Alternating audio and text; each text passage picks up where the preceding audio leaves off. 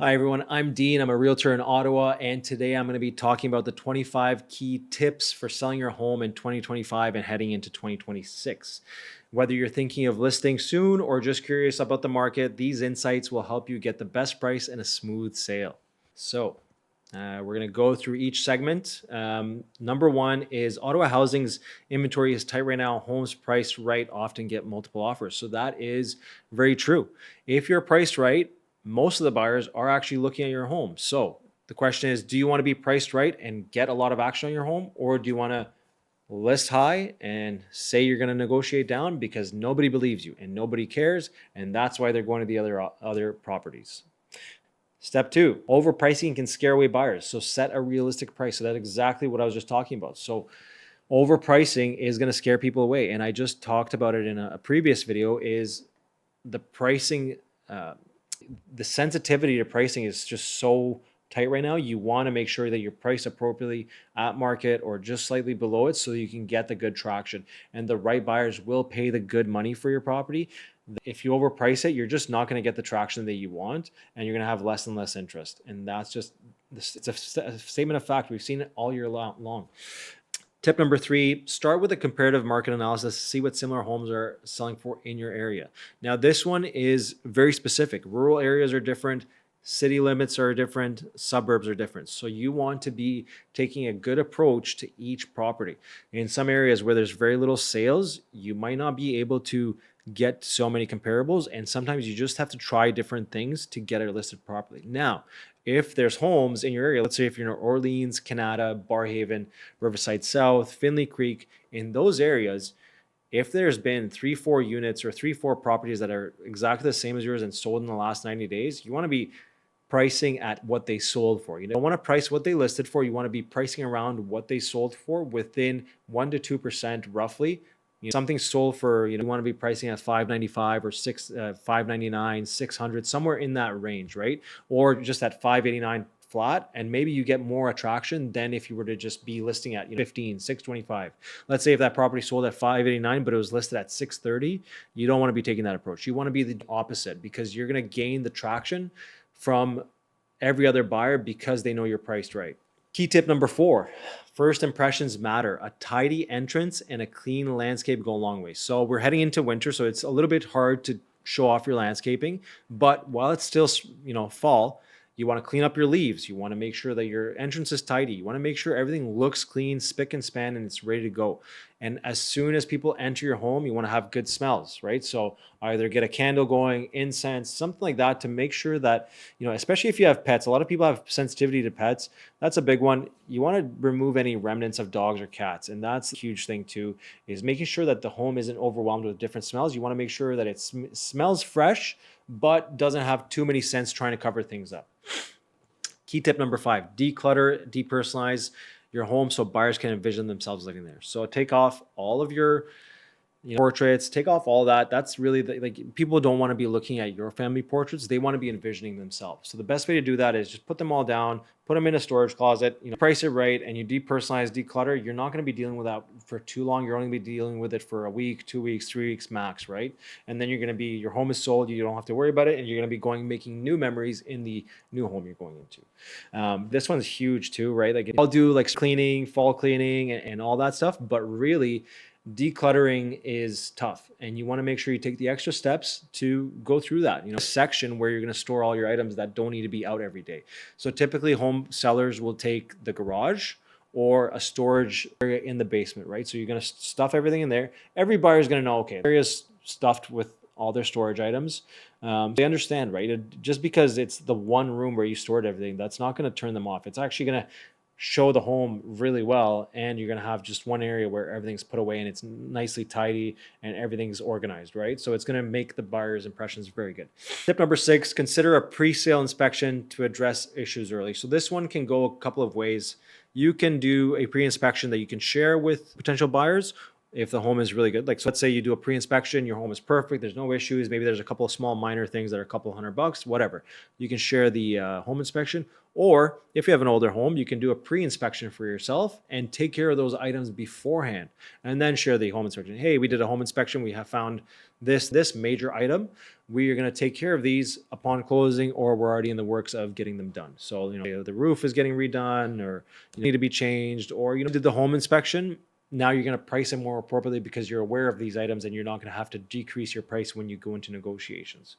7, minor repairs like leaky faucets or chip paint make a big difference. So this one is huge. Like so many patches from old pictures, all this stuff. Like you just do touch-ups, make sure the place looks clean. Route that doesn't look that good, clean it up. Professional cleaning. This is a big one, right? Tip number 8: stage the main rooms, especially the living room, kitchen, and master bedroom. Those are the high traffic areas that most buyers are looking for. So living room, kitchen, and master bedroom. You want to make sure that they're well appointed, that they're welcoming, that your living room is clustered and tight. You want to make it open up and make it more friendly to come in. And sometimes even getting a stager to come in to give you a consultation on these things. You don't have to get staging all the time, but you can get a staging consultation to rearrange your furniture, especially if you have really nice furniture and you don't want to spend the money to rent more furniture. What's the point, right? So just get a staging consultation, get somebody to rearrange it and make it a little bit nicer than just make it show ready, right? So another one here, key tip number 9: professional photography, virtual tours are essential in today's market. There is no reason why you should be using iPhone photos. Do not be signing with an agent that can't invest a couple $100. $500 is what it typically costs us to do professional marketing. So we're talking about video, drone, videography, photography, reports, floor plans, all this stuff. Like this is basic stuff. If you're not doing that, that is the biggest mistake you'll make on listing your property. Just to do that is the first step, and then the rest will come, right? So professional photography and virtual tours, essential. 10, I just talked about a little point in this. So floor plans and accurate measurements help buyers plan and feel confident. So if you're doing floor plans, that'll give you the room measurements. If you don't want to do the floor plans and you just want to do the room measurements, that's fine. Get the room measurements, get them accurate. You can get one of those. I have actually a laser measuring tool. It cost me $50 at Home Depot. It does it perfectly. It measures each corner of the room. It does it very quickly. You don't have to take out your measuring tape and start going this and that, and the thing breaks. And just get a simple tool, get the right measurements, or have your realtor will probably have it. So get those things done before you list the property. 11, energy efficiency is increasingly important. New windows or appliances add value. So these are things that, do typically. New windows, if the ones are old, you want to look at 2 different avenues. Are you going to price it where the windows aren't going to matter, or are you going to price it high and replace the windows? That's one of those things where you're going to have to factor that into those costs.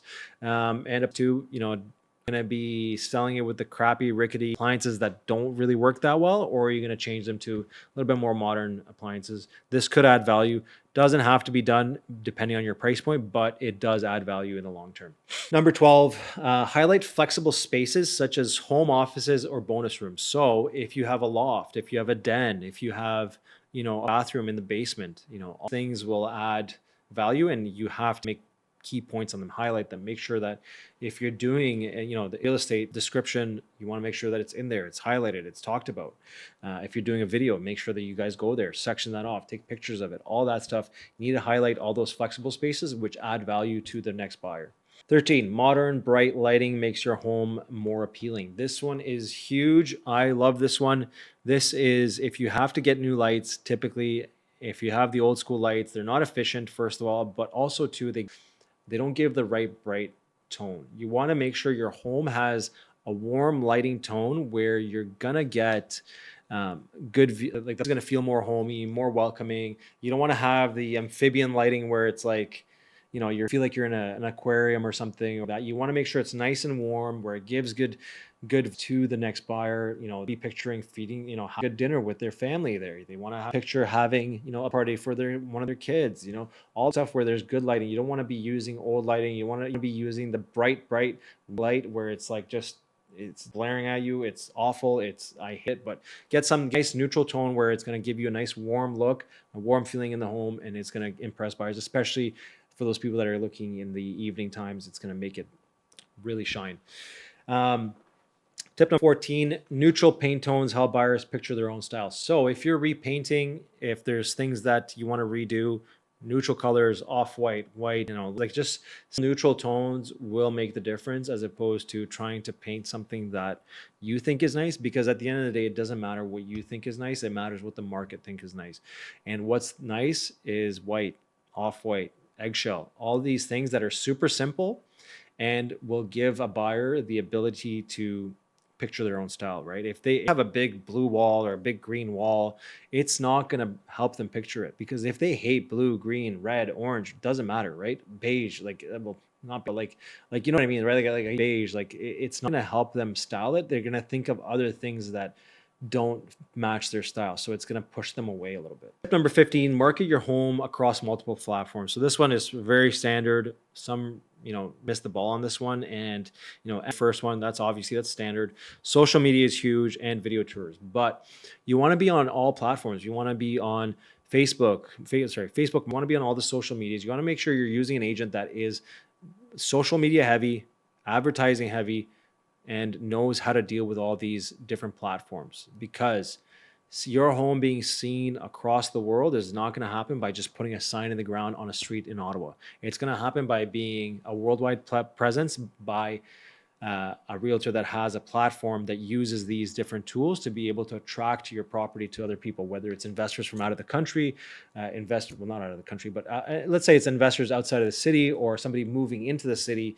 They're probably looking on social media to see what homes are out there, and they're contact agents that are specializing in relocation. So these are all things that you want to be using all platforms to make sure that your listing is up here and not just sitting at the ground hoping for, drive by a sign and say, I want to buy that house, when they have no idea what the house is about.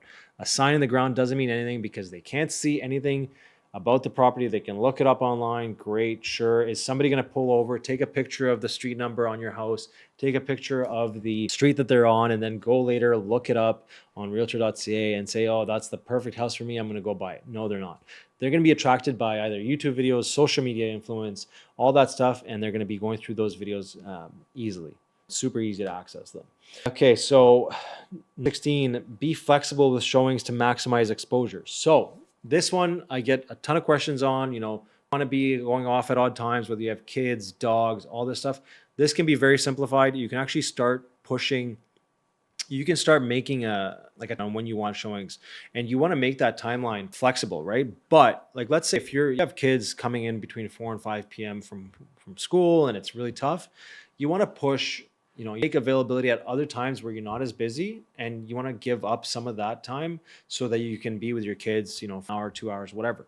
So you want to make sure you're flexible. Obviously, I know it's tough with kids, dogs, pets, whatever. I know it's tough to accommodate everybody, but you want to do your best to get people in, right? Because you don't know who's coming to see it. And what if they see the next house and they just forget about yours because they didn't have a chance to see it, and they say, you know what, this is the perfect house, we love it, we're going to move on to it.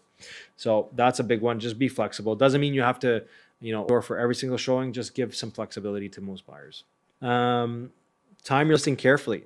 So one is a general one, but spring and early summer are the busiest times for buyers. Obviously the fall is as well. So spring is probably the best time of the year to list. Moderate amount of competition, a ton of activity, right? Whereas summer is there's not as much, there's more competition, but less buyers. And winter time and fall time is going to be kind of moderate, right? Moderate amount of listings and a moderate amount of buyers. So this is kind of a good time to be listing. If you're prepping for the spring, make sure you're using all of these tips to get prepped for, April, May of next year. Tip number 18, keep your home staged and clean for every showing. So this one, I get it. I know it's super hard. I know it's not easy to deal with all the time, but what you can do is just have an area in the kitchen where you keep, snacks or the certain things, and like just areas where you can tuck things away easily for showings. So your life is not just all over the place while you're dealing with showings, because I know it can get difficult. A request comes in 6 hours from now and you're not at home, you're coming home from work, the kids need to be fed, like all that. I get it, trust me, but just have to find a way that works best for you, where you can accommodate showings but still accommodate your life and live your life, right? It's a tough one, but be flexible on that as well.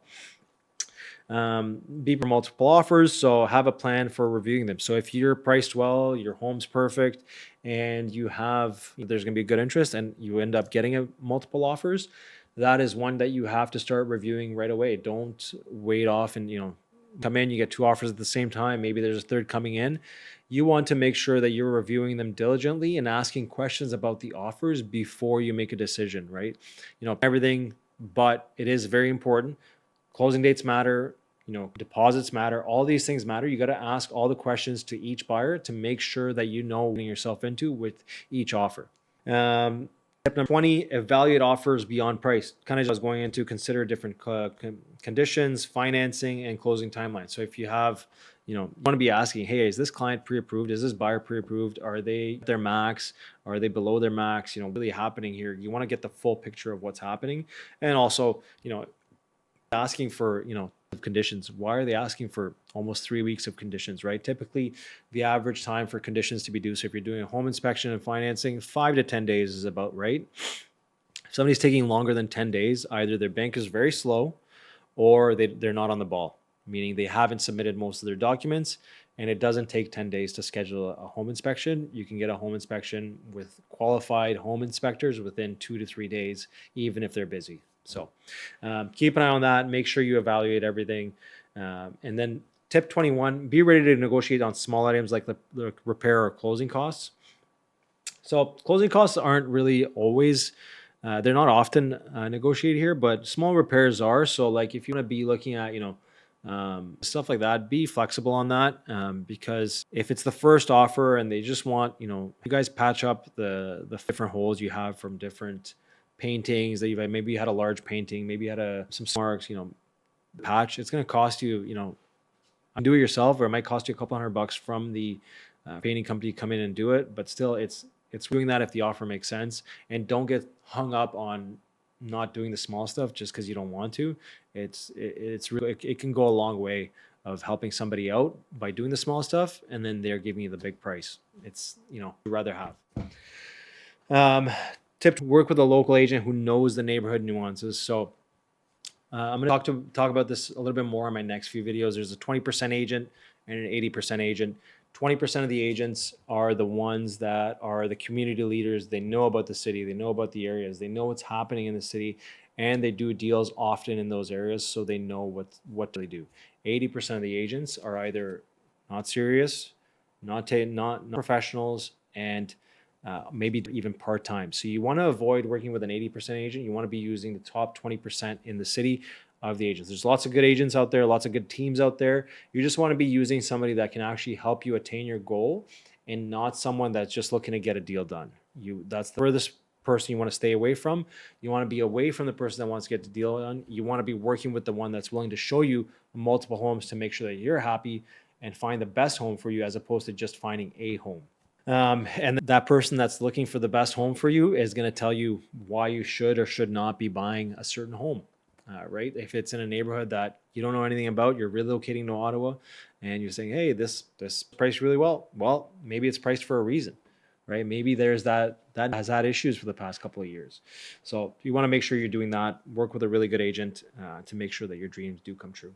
Tip 23, monitor interest rates and buyer affordability. It impacts how homes sell. So we're seeing that right now. We're seeing a buyer resurgence come in because the rates just got dropped. So keep an eye on that, but also keep an eye on the inventory, right? If you see a good amount of inventory, you have more room to play. You can actually go out, see more homes, see what's out there, and but that's the thing. When you're making a purchase, when you're working in the market, you want to be aware of what's happening with it, right? Because if you're taking 3 to 6 months to buy a home, well, there's a lot that can change between 3 to 6 months, right? In a 6-month period, that's like a finite cycle for the year. So you want to be making sure that you're aware of what's happening, because also too, if you start shopping and if you don't buy a house till June, well, there could be about a 10 to 20 grand difference in price points from when you started and then when you bought.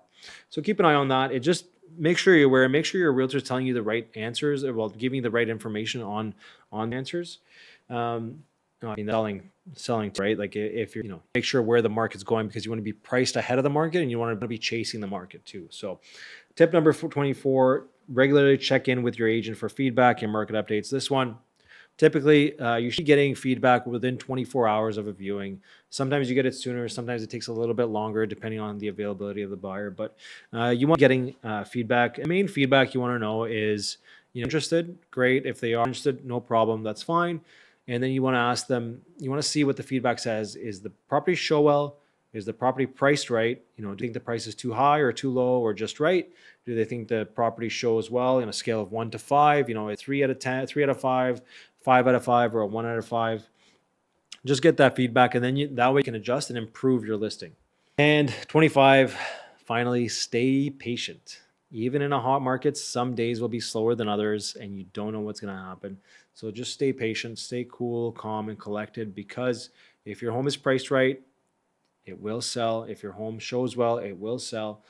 If your home is overpriced and doesn't show well and you're not getting showings, there's a clear sign for that. On the other hand, right, we said stay patient. If your home is well priced, you did a good job marketing, you did a good job prepping, the right buyers will come. It might take a few days, it might take a week, week and a half. It's all good. They will come and the right person will buy it. So all this to say, selling your home can feel overwhelming, but following these 25 tips will give you confidence and help you get the best results in Ottawa's market. If you found this video helpful, like, subscribe, and comment below for more information on the Ottawa market and more insights. And if you're thinking of selling, reach out. I'd be happy to guide you through and give you some of our market evaluations as well as our seller guide on how to go through the market and prep your home for sale. Thank you, and I'll see you guys in the next video. Bye-bye.